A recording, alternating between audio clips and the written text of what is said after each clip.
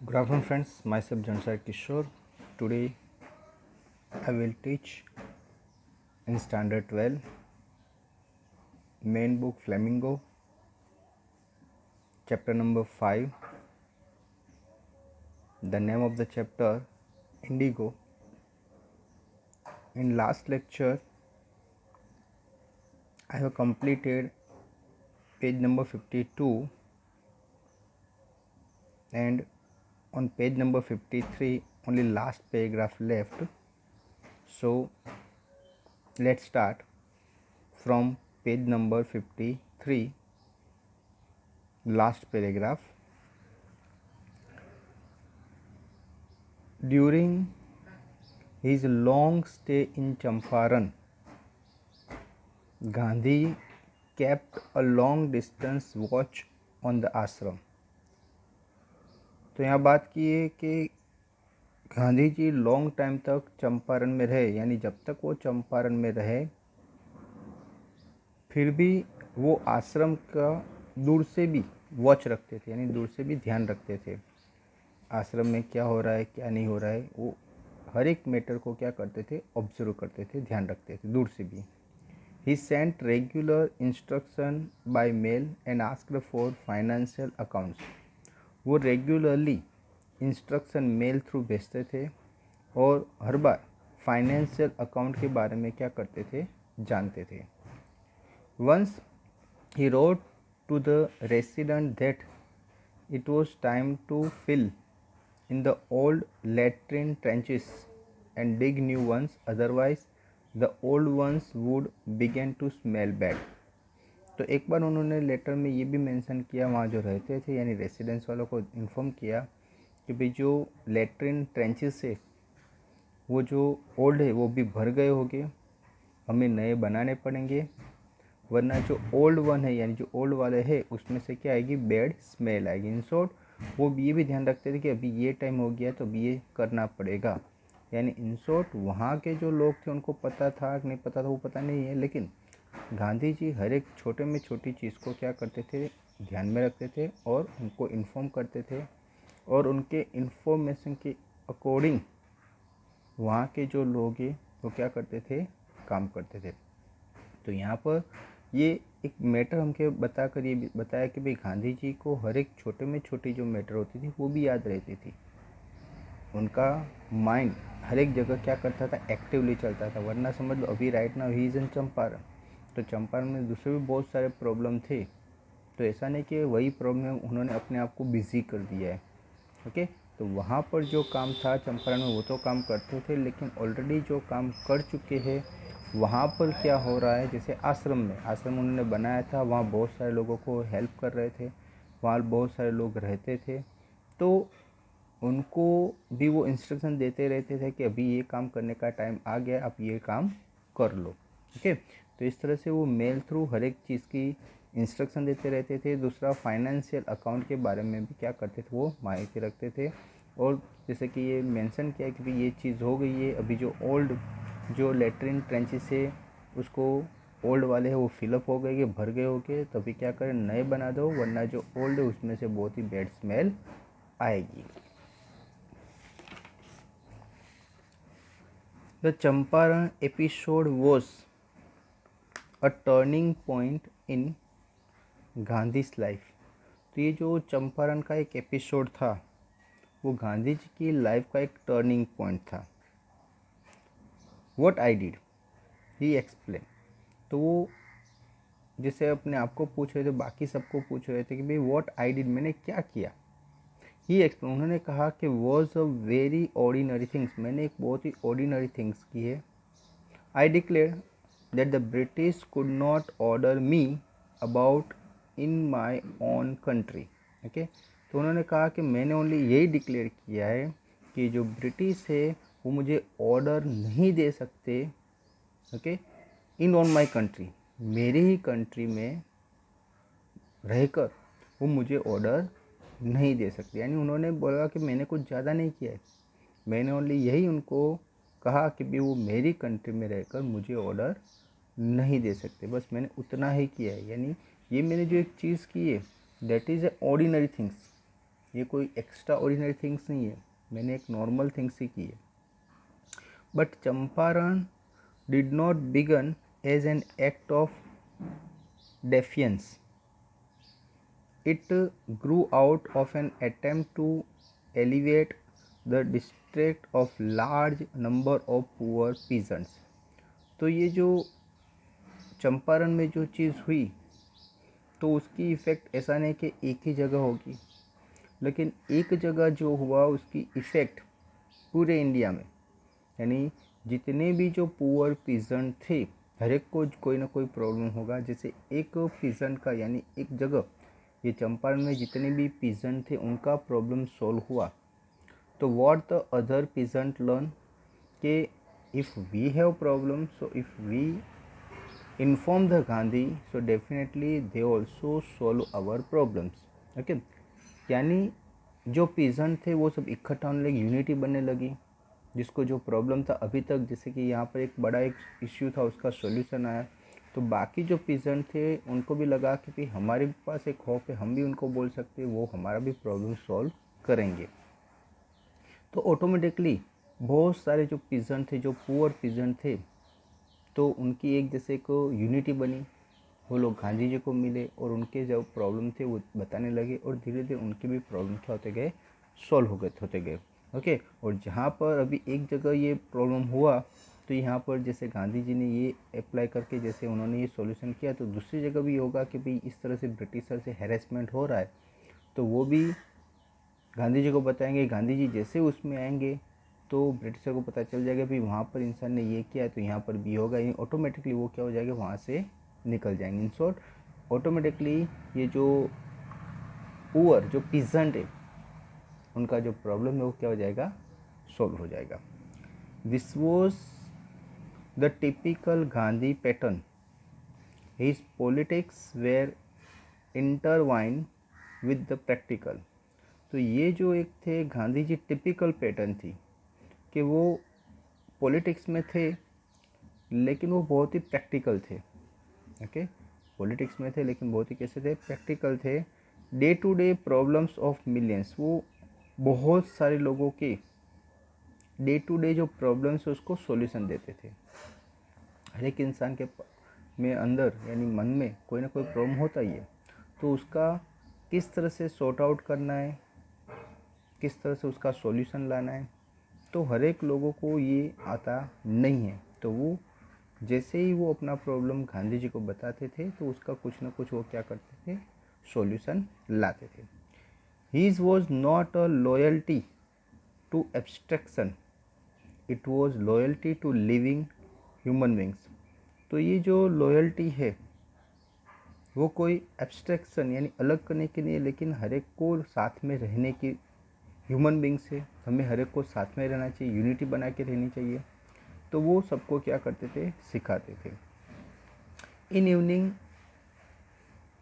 In everything Gandhi did, in everything Gandhi did moreover he tried to mold a new free India who could stand on his own feet and thus make India free।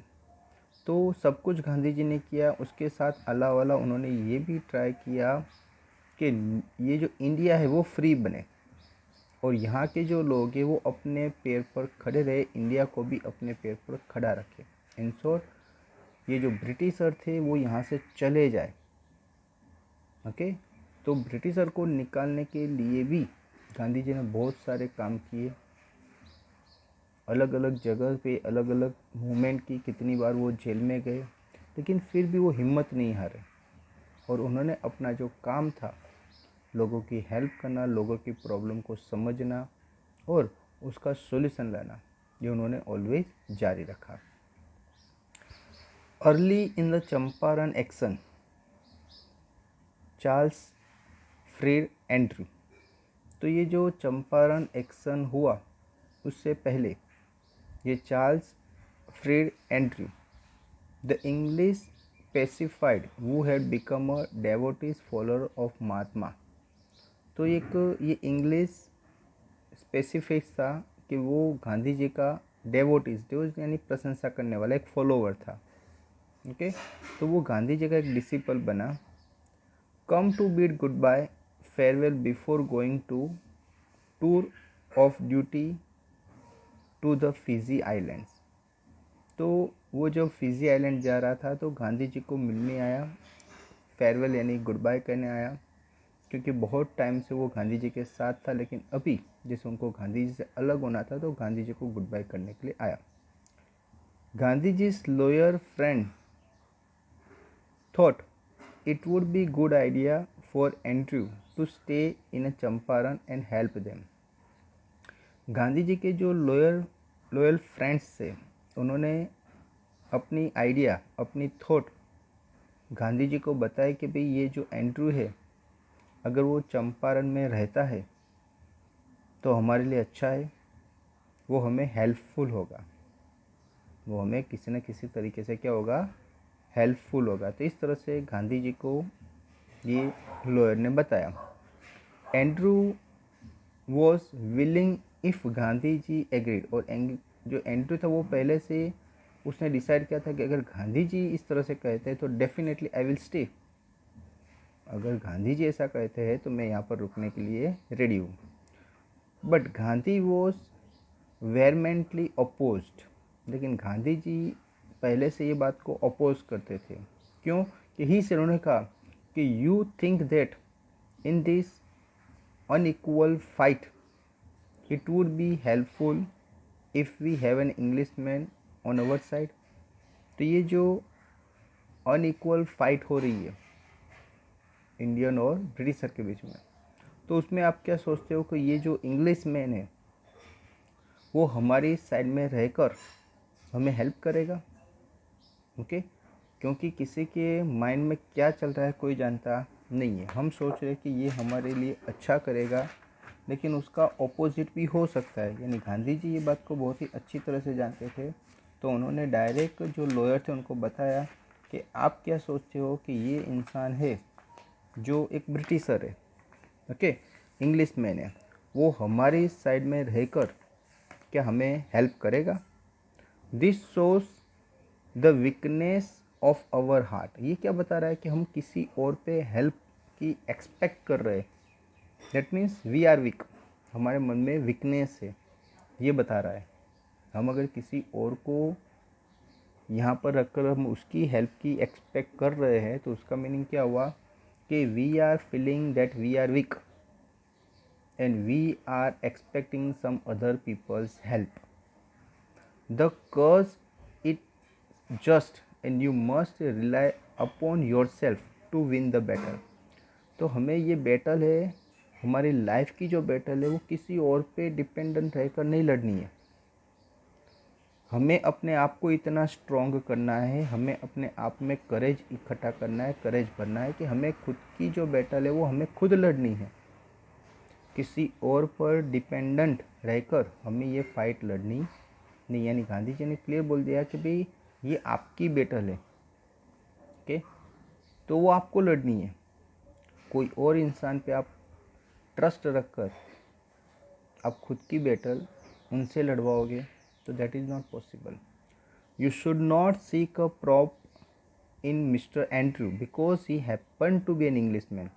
तो आपको mister Andrew पर इतना trust नहीं रखना चाहिए क्योंकि वो भी एक क्या है, इंग्लिश मैन है, ओके। आप सोच रहे हो कि वो हमें हेल्प करेगा, लेकिन ऐसा भी हो सकता है। यानी हर एक जो पहलू को गांधी जी प्रॉपरली सोचते थे कि अगर आप सोच रहे कि ये हमारी हेल्प करेगा, लेकिन ऐसा भी हो सकता है कि हमारे जो व्यूज़ है, जो थॉट है, वो किसी और को जाकर बताए, ओके, क्योंकि वो एक इंग्लिश मैन था, वो किसी इंग्लिश मैन को जाकर बताया कि भाई ये लोगों के माइंड में इस तरह से चल रहा है, तो हमें और भी ज़्यादा प्रॉब्लम क्रिएट हो सकता है। Okay, he had read our minds correctly, Rajendra Prasad comments. Gandhi ji ने, राजेंद्र प्रसाद ने कहा कि वो हमारे माइंड को अच्छी तरह से क्या कर सकता है, रीड कर सकता है। And we had no reply, और हमारे पास फिर उसका रिप्लाई नहीं रहेगा। Gandhi in this way taught us a lesson in self reliance. तो इस तरह से गांधी जी ने सबको सेल्फ रिलायंट यानी इंडिपेंडेंट बनना है। हमें अपना जो काम है वो हमें ही करना है, हम किसी और पर डिपेंडेंट रहना नहीं है। हमारी जो फाइट है वो हमें खुद लड़नी है। हमें किसी ब्रिटिशर या कोई इंग्लिश मैन पर डिपेंड नहीं रहना है कि वो हमारे लिए वो फाइट लड़े। ओके, यानी ये पॉसिबल भी नहीं है, क्योंकि कोई भी इंसान है, भले ये हमें लग रहा है कि भाई गांधी जी का फॉलोवर है, डिसिपल है, गांधी जी जिस तरह से कहेंगे ऐसा करेंगे, लेकिन कर भी सकता है और नहीं भी कर सकता। तो हमें क्यों ऐसे इंसान पर ट्रस्ट रखे कि जिस पे फ्यूचर में हमें कोई प्रॉब्लम क्रिएट हो। इससे बेटर है हमें हमारी फाइट है, हमें खुद ही लड़ना है, हमें किसी पे डिपेंडेंट नहीं रहना है, हमें सेल्फ रिलायंट बनना है। ओके, तो गांधी जी हर एक को ये सेल्फ रिलायंट बनने के लिए क्या करते थे, टीच देते थे, सबको सिखाते थे। Self reliance, Indian independence and help to sharecroppers were all about all bound together. तो ये जो सेल्फ रिलायंट है, इंडिया जब इंडिपेंडेंट बनेगा तो ये जो शेयर क्रॉपर है वो खुद को साथ में बनकर एक यूनिटी बनाकर उनको अपनी जो फाइट है खुद को ही लड़नी है, किसी और पे डिपेंडेंट रहना नहीं है। और इंडिपेंडेंट रहेंगे तभी आप खुश रह पाओगे। ओके, आप अपना काम अच्छी तरह से खुद करोगे तभी आप क्या करोगे, अच्छी तरह, वरना कोई भी प्रॉब्लम होगा, आप किसी और पर अगर डिपेंडेंट हो तो उसको ढूंढना पड़ेगा, और उस टाइम पर वो आपको हेल्प करेगा नहीं करेगा, दैट इज़ अ क्वेश्चन। तो इससे बेटर है हमें हमारी जो फाइट है, हमारी स्ट्रगल है, हमारे जो प्रॉब्लम्स है उसको खुद ही क्या करना है, सॉर्ट आउट करना है। उसका जो सॉल्यूशन है वो हमें खुद ही लाना है, हमारी फाइट हमें खुद ही क्या करनी है, लड़नी है। ओके फ्रेंड्स, यहाँ पर ये जो लेसन है चैप्टर नंबर 5 इंडिगो, तो यहाँ पर एक कंप्लीट होता है। कि आई होप कि यहाँ तक कि आपको जो लेसन है अच्छी तरह से पता चल गया होगा। अभी इसके थोड़े जो क्वेश्चन आंसर है वो मैं आपको सॉल्व कराता हूँ।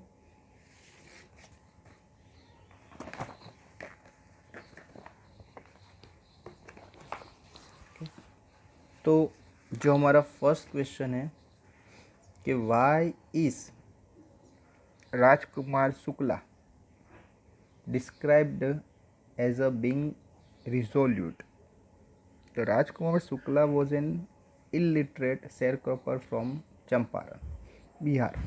तो ये राजकुमार जो शुक्ला थे वो चंपारण यानी बिहार में आया हुआ एक डिस्ट्रिक्ट चंपारण, वहाँ वो एक शेयर क्रॉपर थे, वो इलिटरेट थे यानी पढ़े हुए नहीं थे।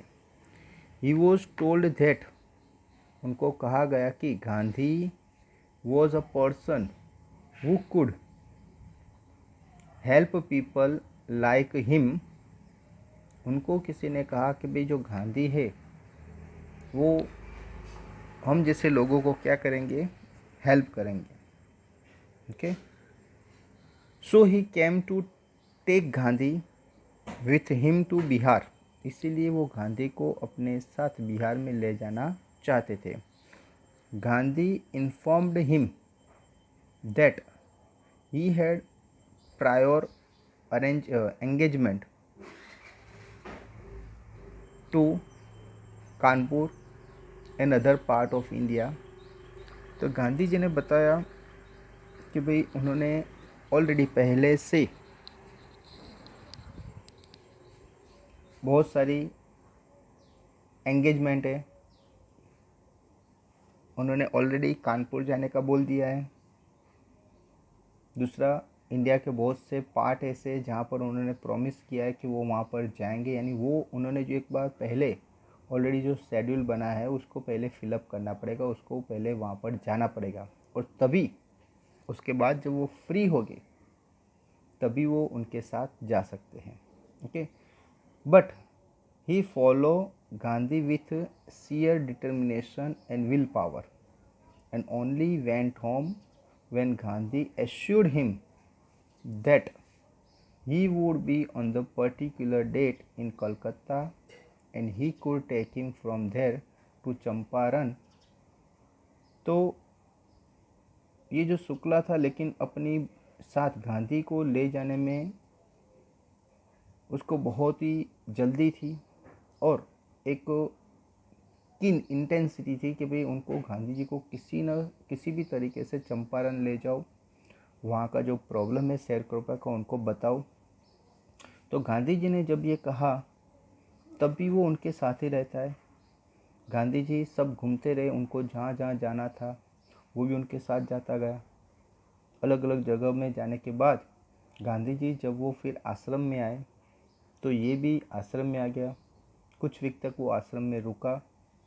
उसके बाद जब गांधी जी ने उनको एक डेट बताई कि भाई ये डेट को मैं कलकत्ता आने वाला हूँ, अब वहाँ पर आ जाना, वहाँ से हम क्या करेंगे, चंपारण जाएंगे। तो जब तक उनको ये डेट नहीं मिली तब तक उन्होंने गांधी जी को छोड़ा नहीं, यानी गांधी जी के आसपास ही रहते मंडलाते रहे और ये डेट मिलने के बाद वो वहाँ से गए। Shukla was there, Gandhi was impressed by his resoluteness. तो ये जो शुक्ला का जो रिजोल्यूटनेस था उससे गांधी जी इम्प्रेस हो गए। उसके बाद उन्होंने ये डेट बताई। Now see the next question, why do you think the servants thought Gandhi to be another peasant. अभी ये जो गांधी शुक्ला के साथ जब वो राजेंद्र प्रसाद के घर पर आया जो लॉयर था, तो जो राजेंद्र प्रसाद तो वहाँ पर नहीं थे लेकिन उनका जो सर्वेंट था, तो उन्होंने ये राजकुमार शुक्ला और गांधी जी को घर में नहीं आने दिया। तो उन्होंने सोचा कि भाई ये जो राजकुमार शुक्ला है वो एक शेयर क्रॉपर से, वो बार बार अपने उनके मास्टर थे राजेंद्र प्रसाद को परेशान करता था और उनके साथ जो आया है यानी जो गांधी थे वो भी उनको लगा कि शायद वो भी कोई एक पीजेंट होगा, इसलिए उनको अंदर आने नहीं दिया। ध्यान रखो। तो Rajkumar Shukla brought Gandhi to Champaran from Calcutta in a train and took him to the house of the lawyer Rajendra Prasad. ये जो राजकुमार शुक्ला थे वो गांधी जी को कलकत्ता से चंपारण ले गए। ओके, और वहाँ जाकर वो पहले ये राजेंद्र प्रसाद जो लॉयर थे उनसे मिलवाने के लिए तो गांधी जी को राजेंद्र प्रसाद के घर पर ले गए। As the layer was not home, के लॉयर, सॉरी यहाँ पर स्पेलिंग में गलती है। तो as the lawyer was not home the servant who knew of Shukla and the yeoman. अभी ये जो राजेंद्र प्रसाद थे लॉयर वो घर पे नहीं थे, लेकिन ये जो सर्वेंट था राजेंद्र प्रसाद का वो जानता था शुक्ला को, ओके, एज द योमैन कि ये इंसान मेरे मास्टर को बहुत ज़्यादा परेशान करता है। ओके, तो वो डिस्कस्ड टू वो came to their master to discuss the problem of share cropper. वो बार बार ये शेयर क्रॉपर के प्रॉब्लम लेकर उनसे मालिक के पास डिस्कस करने आता था। So they assumed that Gandhi who was dressed in simple clothes and was with him must also be an untouchable peasant, so they told them to sit out and they didn't allow him to drink water from the well.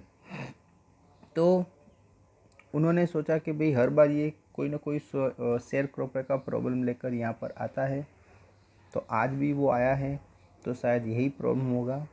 तो इसीलिए उन्होंने बोल दिया कि भाई आप बाहर ही बैठो और हाँ, आपको ये जो वेल है यानी कुएं का पानी भी आपको पीना नहीं है, ऐसा उनको क्लियरली बोल दिया है। ओके, नेक्स्ट क्वेश्चन है,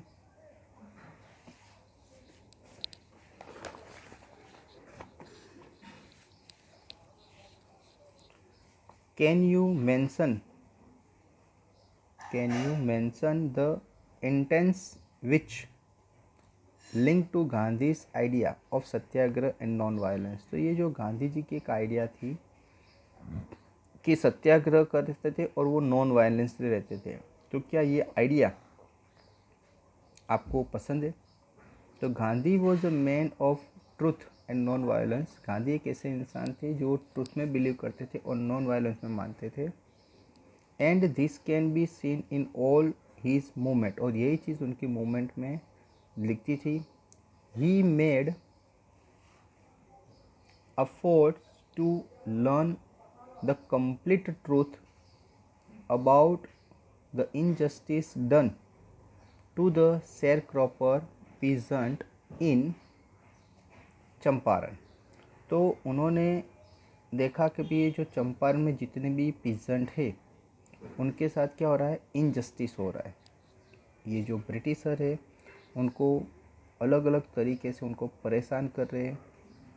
ओके, तो when he collected the required information, जब उन्होंने जो इन्फॉर्मेशन कलेक्ट करनी थी वो जो रिक्वायर्ड इन्फॉर्मेशन कलेक्ट करने के बाद he decided to fight with the British through, उन्होंने डिसाइड किया कि मैं ये ब्रिटिशर के सामने क्या करूँगा, फाइट करूँगा through satyagraha and civil disobedience. उन्होंने सोचा मैं सत्याग्रह करके और सिविल डिसओबीडियंस के वेपन से उनके साथ क्या करूँगा, फाइट करूँगा, instead of resorting to the court and creating more fear among.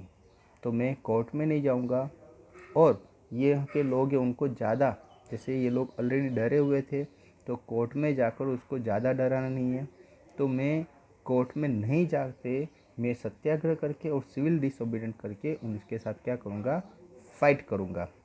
Okay, तो more fear among the farmers, he refuse to quit Champaran, उन्होंने मना कर दिया कि मैं चंपारण छोड़कर जाऊँगा नहीं। Okay, but helped the officials regulate the crowd during the spontaneous demonstration and was ready to court arrest for the truth। तो उन्होंने ऑफिसर को, ये जो क्राउड इकट्ठा हो गया था मोतीहारी में, तो जब पुलिस वाले ने बोला कि भाई आप उसको रेगुलेट करो यानी उसको कंट्रोल करो, तो गांधी जी ने उसको कंट्रोल भी किया। ओके, तो इस तरह से वो ब्रिटिशर को किसी भी तरीके से नुकसान नहीं पहुंचाना चाहते थे, लेकिन अपनी जो बात है वो उनको बताना चाहते थे कि भाई अगर आप मुझे अरेस्ट करना चाहते हो तो आप मुझे अरेस्ट भी कर सकते हो, ट्रुथ के लिए, सच्चाई के लिए मैं अरेस्ट होने के लिए भी रेडी, और वो रेडी ही थे। Even when the farmers cause was one, he accepted the merge 25% refund to the farmers। तो जब फार्मर्स जीत गए ये ब्रिटिशर के सामने, ये जो फार्मर्स थे वो इंडिगो की जो एक फ़ाइट थी वो जीत गए, तब जो पैसे लेने की बात आई तब भी गांधी जी ने ओनली 25% जो रिफ़ंड था फार्मर का वो उन्हें एक्सेप्ट किया, क्योंकि ब्रिटिशर ओनली 25% देने के लिए रेडी थे। तो ये बात भी गांधी जी ने एक्सेप्ट कर ली, उसमें भी कोई ज़्यादा प्रॉब्लम या कोई डिस्कशन नहीं किया, क्योंकि उनको पता था कि अगर इसमें भी अगर ज़्यादा वो प्रॉब्लम क्रिएट करने बैठे तो ये जो केस है उसका सॉल्यूशन नहीं आएगा और वो आगे ही आगे क्या होगा, चलता रहेगा। तो उनको तो किसी न किसी तरीके से उसका क्या करना था, सॉर्ट आउट लाना था। तो जब उनसे पूछा गया कि भाई how much you expect of refund, तो दे थॉट कि अगर वो 100% मांगेंगे तो ये केस यहीं ख़त्म हो जाएगा, लेकिन गांधी जी ये बात को जानते थे तो उन्होंने ओनली 50% के लिए डिमांड की। अभी 50% की डिमांड की तो समझ गए कि ये मैटर उनको पता है, तो अभी क्या करें कि अगर हम 50% में नहीं देंगे, मना करेंगे तो शायद उसमें भी प्रॉब्लम होगा, तो इसलिए उन्होंने बोला कि भाई we are give you only 25%। तो ये बात को भी गांधी जी एकदम एक्सेप्ट कर लेते हैं कि जिसकी वजह से किसी न किसी तरीके से ये जो ब्रिटिशर थे उनकी हार हुई। All this point out to Gandhi ji devotion, ये सब जो पॉइंट है वो गांधी जी का डिवोशन है फॉर ट्रूथ एंड जस्टिस। तो ये सब जो पॉइंट है वो गांधी जी के ट्रूथ और जस्टिस के एक प्रूफ है कि गांधी जी ऑलवेज सच्चाई के बारे में बोलते थे और बहुत सारी जो प्रॉब्लम्स थे वो खुद क्या करते थे, सहन करते थे। Okay friends, so I hope कि ये जो चैप्टर है उसके मैंने कुछ क्वेश्चन आंसर भी आपको एक्सप्लेन किए, आपको अच्छी तरह से पता चला होगा। तो ये जो वीडियो है उसके बाद आपको एक PDF फाइल दी जाएंगी जिसमें आपका होमवर्क रहेगा, वो होमवर्क आपको कंपलसरी करना है। Okay friends, thank you very much.